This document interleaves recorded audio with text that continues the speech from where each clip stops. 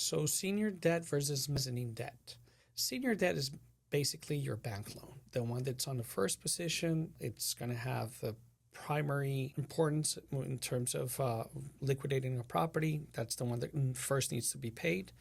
And then mezzanine debt would come after that. A lot of developers typically use both. The senior debt is a loan that comes at a much lower interest rate, and it only stretches up to maybe 65% at most. When we're talking about construction, if it's for value add, maybe you can stretch it as high as 70-75%. I've seen some Fannie Mae or Freddie Macs that go as high as 78%.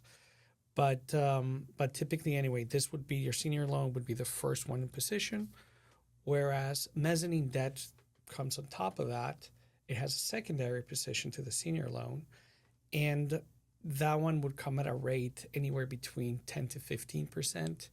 It's obviously it's supposed to be at a rate that's lower than what you pay your investors. So if your investor is getting a yield of 20% IRR by putting mezz debt on it, then what you're doing is you're trying to gain on that 5% difference between the 20 and the 15.